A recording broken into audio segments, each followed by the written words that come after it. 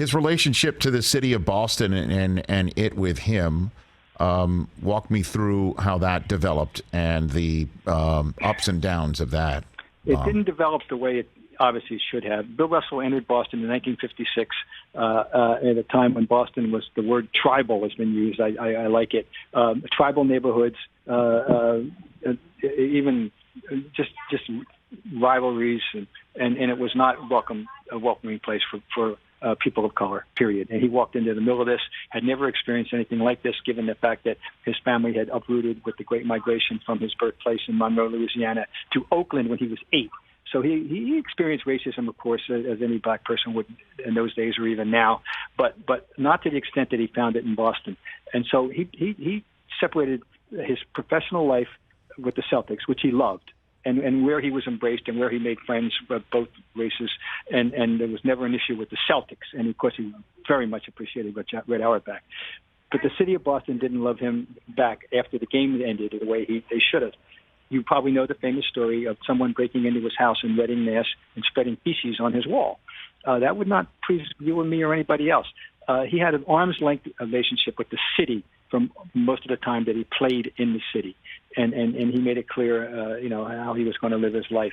As time went on, culminating in 1999, the city made some amends to him, but he never found it as a comfortable place.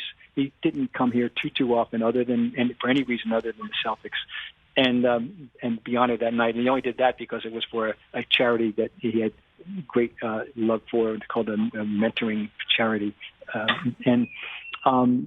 so he in Boston, it was not good, and it was just a very embarrassing thing for the city of Boston, and not just for Bill Russell, but for any black person of those days. So the championship years for him, Bob Ryan, Bill Russell, the fact that Red Auerbach hands the reins of the team over to him, it's just, certainly in this day and age, just mind-boggling.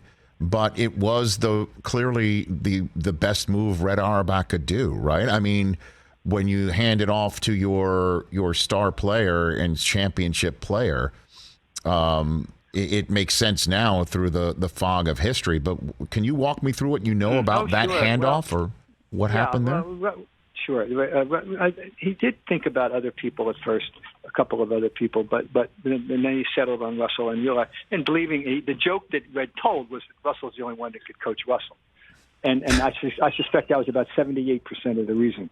But the other 22% was that Red knew Russell was intellectually and totally capable of the job, of handling the job, and that he would embrace it and do it the way he was going to do it. He had like a committee of elders that helped him run that team. And by the time he had Sanders, he added Wayne Embry, who was very important. Larry Siegfried was kind of like the de facto offensive coordinator for that team, and in the late '60s. And Russell made all the final decisions, of course, and who was going to all the standard coaching decisions were made by Bill Russell. He was very proud of his coaching. Didn't think he was getting enough credit for it. He was really happy to go into the Hall of Fame as a coach as well as a player. But it was a logical thing to do for Auerbach to give it to Russell. It just speaks, and he was the second black man. The first one, of course, was John McLeod, who had coached in the American Basketball League, hired by, of all people, George Steinbrenner back in 1961, and the short-lived American Basketball League, Abe Saperstein's league. But the end for the really stable professional sports, he was the first black coach in America.